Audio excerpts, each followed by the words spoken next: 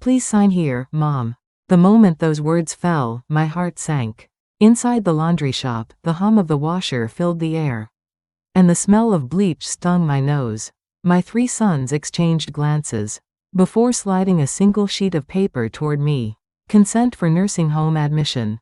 The words blurred as tears welled up. I felt wronged. I felt betrayed. But I didn't sign. Let me tell you why that moment changed everything.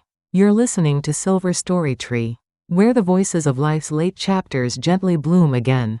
Subscribe, like, and turn on the bell to hear more heartfelt stories that grow with time. The click of the laundromat shutter opening mingles with the sharp smell of bleach. I breathe in deeply, feeling the familiar tightness in my chest that comes with every morning. The gentle click of my husband's cassette player starts up in the background, playing those old songs he loves so much. I am Misuk, 67 years old, and I run a small laundry and alteration shop in Samgakdong, Bucheon. For 23 years, I have opened this shutter at exactly 6:30 in the morning. The routine brings me comfort. My husband Young-ho usually follows 30 minutes later, carrying his small lunchbox and thermos. At 72, he still moves with purpose. Even after retiring as a bus mechanic 3 years ago. Today feels different though. When I pick up Young-ho's bag to hand him his forgotten handkerchief, something falls out. A brochure. The glossy paper catches the morning light. Bucheon Silvercare Nursing Home. Admission information. My fingers go cold against the paper. I quickly tuck it back, saying nothing. The questions burn inside me, but customers will arrive soon. The morning brings Mrs. Kim's delicate silk blouse that needs invisible mending and Mr. Park's uniforms that smell of engine oil. Work first, worry later. This has always been my way. By evening, my eldest son Duyan appears, his tie loosened, shirt wrinkled from a long day at the credit card company where he works. His voice sounds rehearsed when he begins speaking about his father. Duyan says, "Father seems worse these days." He asks if I have noticed. I press a shirt with more force than necessary, steam rising between us. When was the last time Duyan visited? 3 weeks ago? Now. Suddenly he notices changes in his father? He mentions long-term care ratings so casually, as if discussing the weather. The iron in my hand feels heavier. I say nothing but fold the shirt with precise corners. My silence makes him uncomfortable. Good. Later, at Bucheon Free Market, I buy tofu for dinner. The vendor's hands are cracked from years of work, like mine. As she wraps my purchase, an uneasy feeling settles in my stomach. I reach for the small notebook I always carry, jotting down the date and a single word, suspicion. My pencil nearly tears through the paper. Back home, my second son Minsok is already there, sitting at our small kitchen table. His face looks thinner since his cafe closed down. He shows me his phone screen, pointing to an appointment confirmation. A neurological evaluation at Bucheon Medical Center. Already scheduled for Young-ho. Tomorrow morning. I did not make this appointment. I stare at my son, who cannot hold my gaze. Minsok claims father forgot to turn off the stove last week. This is news to me. I cook every meal in this house. When did this supposedly happen? His pregnant wife needs rest, he says, so they cannot help with father if things get worse. The unspoken implication hangs in the air. My youngest, Jihan, arrives after dinner. The software developer, always with his phone in hand. Always too busy to stay long. Tonight is different. He sits down, speaks softly about helping us prepare for the future. He slides a document across the table. A power of attorney form, already filled out. All it needs is my signature. For your protection, he says. For father's care, he insists. Just sign here, mother. So simple. That night, I lie awake beside my husband. His breathing is steady, rhythmic. My thoughts are not dementia? This man who still takes the subway to Bucheon City Hall station every Wednesday to meet his old co-workers? Who remembers the birthday of every grandchild? Every anniversary? Who still fixes the washing machines when they break down? I watch him sleep, this man I have known for 43 years. Something is happening with our sons, not with their father. In the darkness, I make a decision. The next morning in the hospital waiting room, the air conditioning raises goosebumps on my arms. Young-ho sits calmly beside me. answering the nurse's orientation questions perfectly. Date, place, season. No hesitation. But before the doctor can begin his assessment, Duyan interrupts, listing symptoms I have never witnessed. Confusion, wandering at night, aggression. My husband looks bewildered, opening his mouth to object, but Duyan continues. The doctor nods, taking notes. I bend down, pretending to adjust my shoe, when a small paper catches my eye. A pharmacy receipt, fallen from someone's pocket. As I pick it up, the medication name jumps out at me: Rivotril 0.5 milligrams. A sedative? Sleep medication? The name on the receipt is not my husband's. Something cold settles in my chest. This is just the beginning. The automatic recording feature on my phone now stays permanently activated. A small red dot pulses in the corner whenever my sons visit. Their words are being preserved, whether they know it or not. I am not technically savvy, but the woman at the phone store showed me how to use this function. Just in case, she had said with a knowing look. Just in case. Like the identification tags I place on every garment that comes into my laundry shop. I mark each recording with date and time. Meticulously, I document every conversation about Young-ho, every hospital visit, every medication mention. The notebook I've carried for years to track business expenses now holds different calculations. The bell above the pharmacy door chimes softly as I enter. Sanyang, the neighborhood pharmacist for over 20 years, greets me with a smile that fades when she sees my expression. I place the prescription paper on the counter between us. Sanyang adjusts her glasses, examining the document. This medication, she explains cautiously, is sometimes used as a sedative. She asks who it's for, her voice carefully neutral. My husband falls asleep listening to the radio each night, I tell her. He has done this for decades. He doesn't take sleeping pills or sedatives. The question hangs between us, unspoken but understood. She promises to check her records for recent purchases under our family names. Her kindness makes my throat tighten. At home, Duyan paces our small living room, talking rapidly about property registration issues that must be resolved quickly. For safety, for protection, for father's care. The same words, repeated like a rehearsed speech. My silence seems to agitate him more than any argument could. Min-sok visits the next day. His eyes red-rimmed from exhaustion or tears, I cannot tell which. His pregnant wife is due in 2 months. Their financial situation deteriorating since the cafe closed. He promises to help care for us once the baby comes, once things settle. His voice cracks. I see the boy he once was, hiding beneath the desperate man. For a moment, my resolve wavers. Jihan calls rather than visits. His voice sounds distant, distracted. All 3 brothers are struggling, he explains. The economy, housing prices, job insecurity. As if these are unique hardships. As if every generation doesn't face its challenges. As if these justify what they're doing. The Bucheon City Hall building stands imposing against the afternoon sky. I find my way to the welfare department, where social worker Kim Joo-young listens attentively to my carefully worded questions about long-term care ratings. I don't mention my suspicions, only ask about the process. The elderly person's own wishes matter. Most, she emphasizes, showing me the evaluation criteria. Cognitive function, daily living activities, medical diagnosis. All documented, all requiring evidence. She speaks of rights and protections, of consent requirements. Each word strengthens my spine, straightens my shoulders. I thank her and leave with pamphlets and procedure documents. In my bag, my phone continues recording, capturing the ambient sounds of determination taking shape. That evening, as I hang laundry on the lines behind our shop, my phone vibrates. A notification about property registry changes. Someone has initiated the process to modify our home's registration. My hands tremble as I read the message, but not from fear. No longer from fear. I fold the rest of the laundry with precise movements. Each crease, each fold, a small act of reclaiming control. The cassette player in the corner plays Young-ho's favorite trot songs. Outside, Bucheon continues its evening rhythm. And inside me, patience transforms into something harder, something with edges. My sons have underestimated their mother. They have forgotten who taught them persistence, who showed them how to endure. They will remember soon enough. The message on my phone screen glows in the darkening room. The first concrete proof. Now the real work begins. I refuse to sign the power of attorney. The pen remains on the table between us. Doyun's face hardens with disbelief.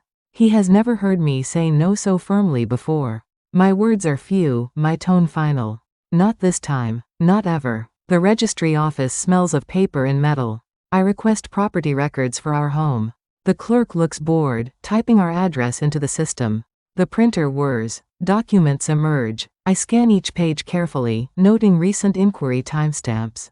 Someone has been checking our property status repeatedly over the past 3 weeks. At the free legal consultation in the community center, the lawyer listens without interruption. Gray-haired, patient, he nods as I explain my concerns. Notarized documents can sometimes be contested, he advises, especially with evidence of misrepresentation. Nothing is guaranteed, but possibilities exist. I write down every word. The hospital administrative office initially refuses my request for CCTV footage. Privacy policies, they explain. I persist. I am his wife. I am concerned about potential undue influence. The administrator's expression shifts. She provides the preservation request form. Footage is only kept for 30 days. I have been just in time. Sanyang at the pharmacy provides original receipt copies. Her eyes show concern as she hands them over. 3 separate purchases of the same medication, all within 2 weeks. All by Doyun, using our family health insurance. She hesitates, then adds a handwritten statement about the unusual pattern. Just facts, no accusations. Facts are what I need now. At home, I photograph the medication packets in our bathroom cabinet. The dosage instructions, the dates. The pills I found hidden in a tea canister in the kitchen. Evidence accumulates, piece by piece. The weight of truth grows heavier in my hands. I begin recording all phone conversations deliberately now. When Doyun calls about paperwork, my response is simple: I will review all documents myself. His silence stretches, then breaks with forced casualness. Of course, he says. Whatever makes you comfortable. The tension in his voice betrays him. At the district office, I file a formal objection to the long-term care rating assessment. The form feels significant in my hands. Each box I check, each section I complete, is an act of protection. For Youngho, for our life together, for the truth. The Legal Advice Center suggests a preliminary injunction might be possible. The lawyer explains the concept carefully. A temporary halt to any property transfers while the situation is investigated. I take detailed notes, my handwriting smaller and more precise than usual. Every word matters now. That evening, while sorting through Doyun's briefcase left temporarily in our living room, I find it. The nursing home admission consent form. Youngho's signature looks strange, hesitant. Beside it, another signature I don't recognize. A witness? A staff member? The handwriting has familiar elements. Like Doyun's, but deliberately altered. My heart pounds as I take a photograph with my phone. The final piece slides into place. My sons believed their elderly mother would remain passive. Confused, easily manipulated. They have forgotten where their own determination comes from. They have forgotten who raised them to persist against obstacles. They are about to remember. The social worker's office feels cooler than the hallway outside. Kim Joo-young reviews the evaluation criteria again. Her tone professional but kind. If your husband can make his own decisions, she explains, no one can force long-term care arrangements. Even adult children cannot override an elderly person's autonomy. If cognitive function remains intact. Her words confirm what I already suspected. The system has protections built in. But these protections only work when properly activated. When someone is watching. I am watching now. At the pharmacy, Sanyang shows me the computer screen. With recent purchase records. The pattern is unmistakable. Multiple purchases of the same medication within a short time frame. Not typical for legitimate use. She hesitates before speaking, choosing her words carefully. In her 23 years as a pharmacist, certain patterns raise concerns. This is one of them. The weight of her implied meaning sits between us. She doesn't need to say more. Professional ethics prevent direct accusations, but her silence speaks volumes. I thank her for her thoroughness. Some truths require no elaboration. A regular customer at my laundry shop. Works at the local police station's administrative office. When she comes to pick up her uniforms, I mention my situation in carefully generalized terms. She listens, then suggests document verification services that might help determine authenticity. Not quite legal advice, just practical information. Just one woman helping another. The hospital administration finally provides me with CCTV footage captures. Limited in scope, covering only public areas. Time-stamped images show Duyan gesturing emphatically at paperwork spread before Young-ho in the hospital cafe. My husband's body language reveals discomfort, leaning away from the documents. Doyun's finger repeatedly tapping a signature line. Not conclusive on its own, perhaps, but another piece in the growing mosaic. My phone buzzes with a message from Ji-hun. Trust me, Mom, he writes. But listen to what Hong has to say too. The ambivalence in his words reveals the cracks in their united front. My youngest has always straddled boundaries, never fully committing to either side. Even now, he hedges. Min-seok calls late in the evening. His voice sounds strained. He mentions the cafe equipment still in storage, loan repayments looming. Once things settle, he promises, everything will improve. The baby is due in 6 weeks. His wife's parents cannot help. The unspoken request hangs in the air between us. I let the silence stretch until he fills it. With more promises, more justifications. The preliminary property registry report reveals something unexpected. Preparation for transfer to a specific trust company. Not just any arrangement, but one typically used for asset protection. When the owner is deemed incapacitated, the pieces align with disturbing precision. This was never about Young-ho's care. It was always about control of our home, our savings. During my second consultation, the lawyer explains various options. Living trusts, healthcare directives, limited guardianships. Ways to protect Young-ho's autonomy while ensuring proper care if needed. Methods to secure our assets from misappropriation. The legal terminology feels foreign on my tongue. But I practice each phrase until it becomes familiar. Knowledge transforms fear into strategy. That evening, Son-young delivers a copy of a prescription form to my shop just before closing. Her expression is grim as she hands over the sealed envelope. Inside, the document shows what I suspected but needed to confirm. The authorized guardian signature line bears Doyun's name. Not mine, not Young-ho's. My son has been making medical decisions without our knowledge or consent. The paper trembles slightly in my hand. Not from age, not from weakness. From the cold certainty of what must happen next. The sushi restaurant in Bucheon's Yeongdong district buzzes with evening diners. I selected this place carefully. Public enough to discourage outbursts. Private enough for necessary conversations. The circular table accommodates all 5 of us. Young-ho sits beside me, our shoulders touching. My 3 sons arrange themselves opposite us, an unconscious battle formation.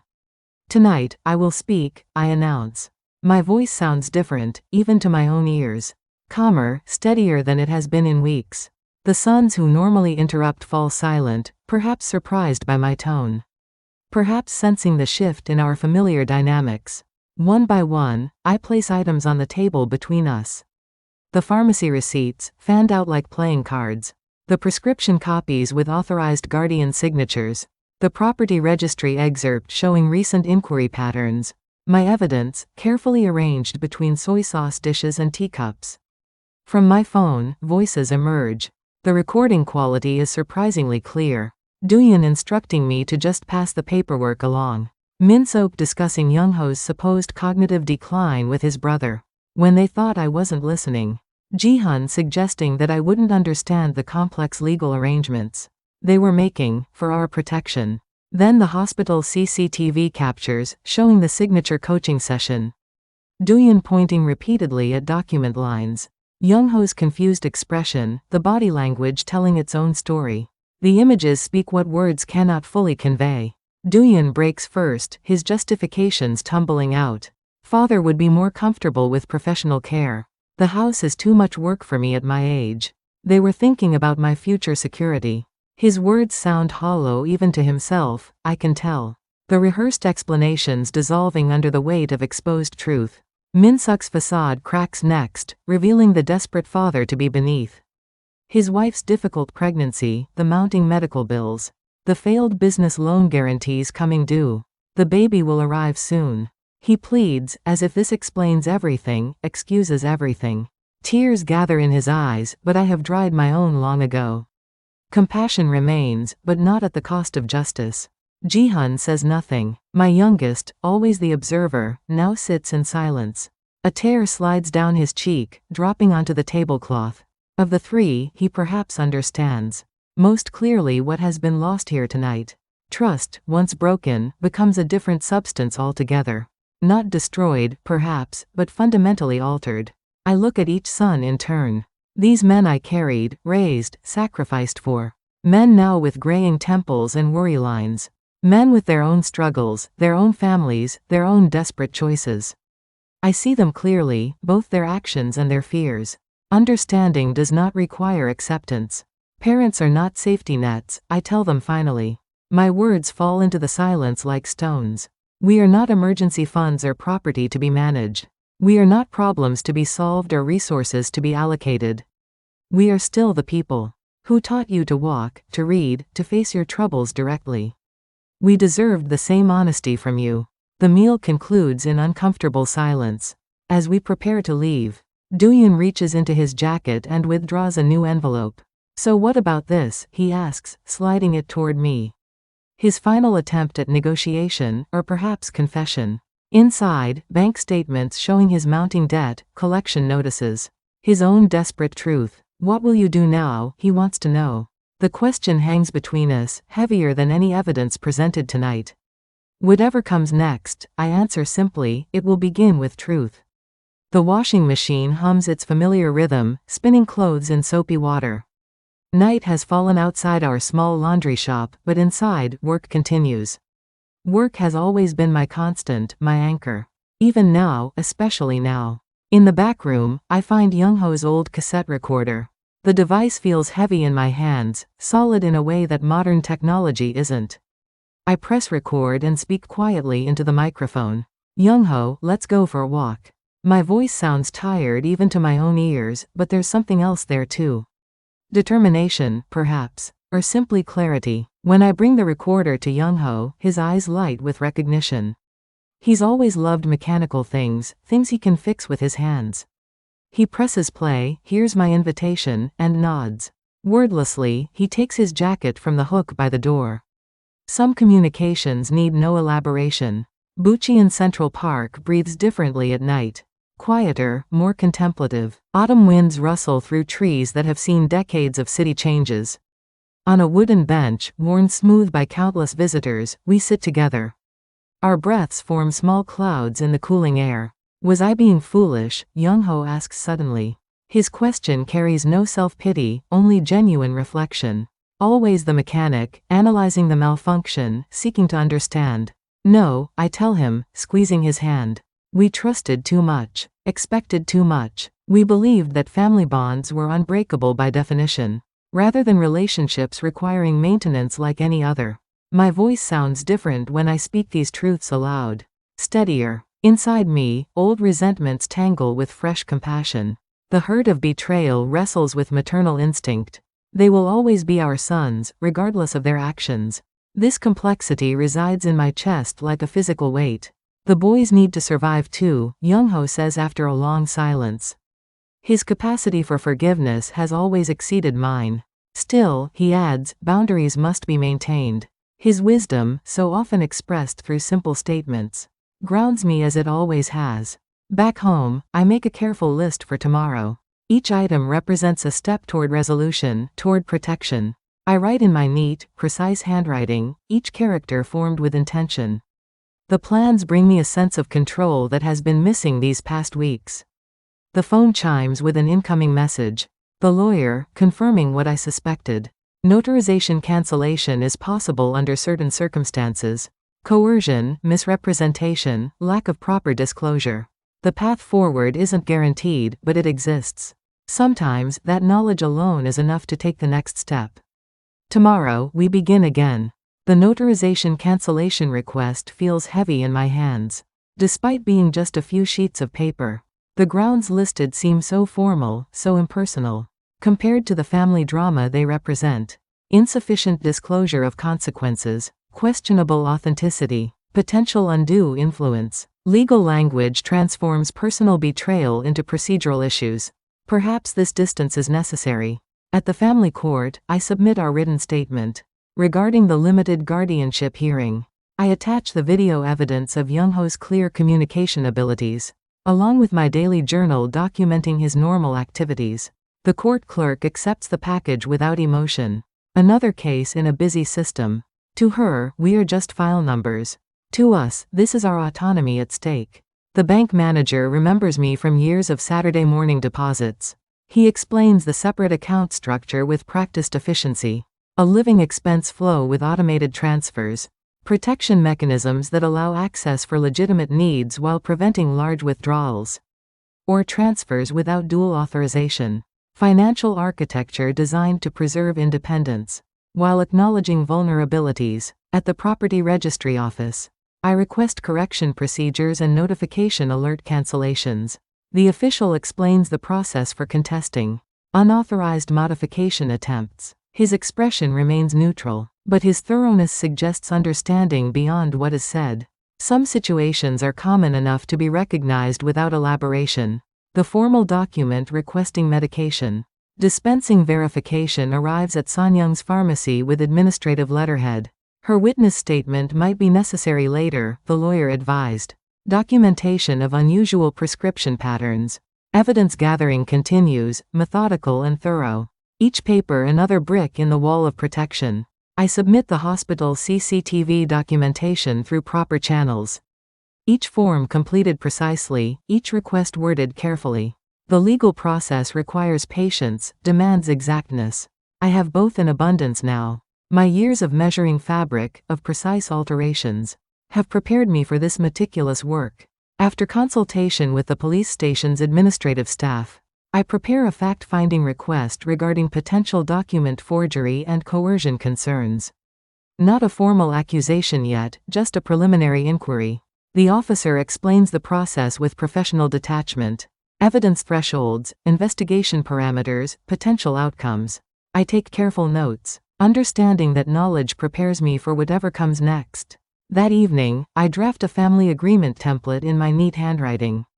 Living expenses, caregiving responsibilities, visitation schedules. Clear boundaries, clearly expressed. No legal jargon, just straightforward expectations. Sometimes the simplest approaches work best. Duyan brings his apology letter the next day. His handwriting looks unsteady, like when he was learning to write as a child.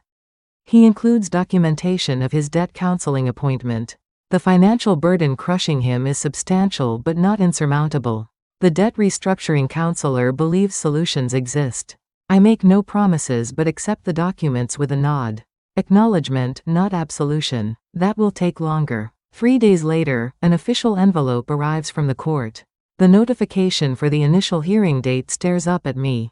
From crisp government letterhead, the formal beginning of whatever comes next. I smooth the paper with my palm, feeling its texture. The legal system now joins our family situation, for better or worse. This is not the end, but perhaps the beginning of resolution.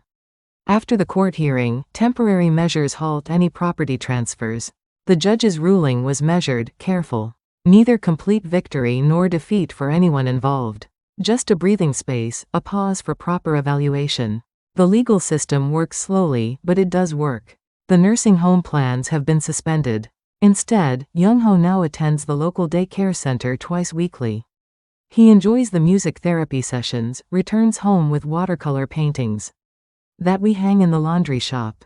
A reasonable compromise. Support without surrender, assistance without abandonment. The trust structure established through proper channels ensures our living expenses flow automatically. Property registration protections prevent unauthorized changes. Legal guardrails that allow independence, while acknowledging the reality of aging. Not the arrangement our sons initially planned, but one that serves everyone's legitimate interests. Morning sunlight filters through the laundromat windows, catching on a row of white shirts hanging on the front racks. The fabric rustles gently in the breeze from the oscillating fan. Light and movement, simple pleasures that suddenly seem precious. Young-ho sits in his usual corner, adjusting the dials on his cassette player. An old trot song fills the space between us, familiar and comforting. I nod along to the rhythm as I fold towels into neat squares. Some things remain unchanged, anchors in a shifting world. Duyan shows me his debt counseling messages later that afternoon. His face looks different, somehow lighter.